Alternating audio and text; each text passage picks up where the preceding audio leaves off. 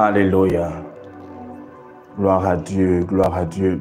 Pour vous qui êtes connectés durant un bon bout de temps, nous sommes en train d'enchaîner des séries, mais qui sont étroitement liées. Vous voyez, au besoin de nous introduire dans une autre série, mais lorsque vous vous êtes connectés depuis, vous comprenez là où Dieu nous emmène. Alléluia. Gloire à Dieu. Alors, ce soir, je vais parler de quelque chose de très, très important. Et je crois que ce message fait partie des messages les plus importants. Ce secret que je vais donner fait partie des secrets les plus importants. Ou dirais-je, le secret majeur. J'aimerais que toutes les personnes qui écoutent ce message puissent attraper ce message pour elles-mêmes. Alléluia. C'est très important. Vous avez remarqué que durant un bon bout de temps, je libère des secrets et ces secrets marchent véritablement. Alors, ce soir, nous voyons l'ultime secret des fils de Dieu. Amen. L'ultime secret des fils de Dieu. Alors, pour commencer, nous allons prendre la parole. Nous pouvons aller ensemble dans le livre de Jean, chapitre 1, verset 1. Au commencement était la parole. Et la parole était avec Dieu. Et la parole était Dieu. Elle était au commencement avec Dieu. Toutes choses ont été faites par elle. Et rien de ce qui a été fait n'a été fait sans elle. En elle était la vie. Et la vie était la lumière des hommes. Alléluia. Alors nous allons avancer très vite. Allons-y maintenant au verset 10, dans le même chapitre, verset 10. Quand il dit « elle » ou quand la Bible parle de « elle », c'est parce que c'est la parole. Donc au verset 10, il dit « elle était dans le monde, et le monde a été fait par elle, et le monde ne l'a point connue. Elle est venue chez les siens, et les siens ne l'ont point reçue. » Alléluia. Amen.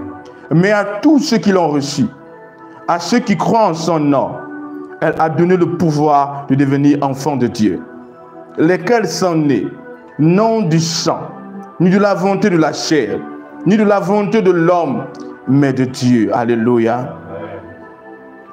Ce passage est d'une importance capitale.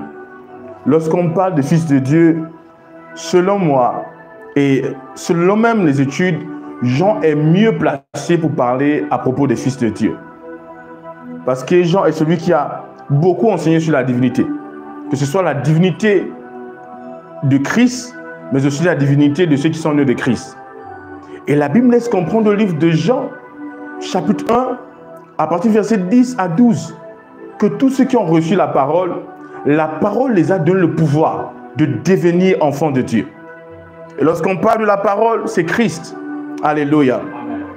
Alors, en Christ, nous sommes tous les enfants de Dieu.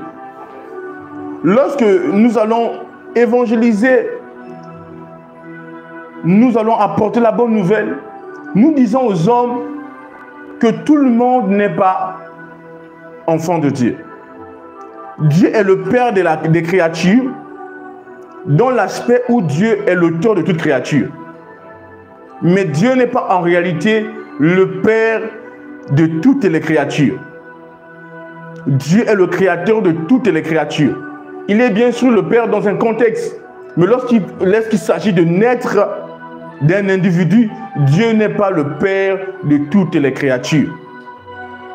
Dieu est le créateur de toutes les créatures, mais Dieu est le Père de tous ceux qui ont reçu la parole. Il dit à tous ceux qui l'ont reçu, la parole les a donné le pouvoir de devenir enfants de Dieu. Alors on devient enfant de Dieu lorsqu'on reçoit la parole. La parole qui est Christ. Et pour vous qui avez confessé la Seigneurie de Jésus dans votre vie, vous avez reçu cette parole. Vous l'avez reçue. Alléluia. Vous avez absolument reçu la parole. Et vous êtes maintenant enfant de Dieu. Alléluia. Alors, ce soir, lorsque je parle des fils de Dieu, je parle de tous ceux qui ont reçu la parole. et qui sont devenus légalement enfants de Dieu.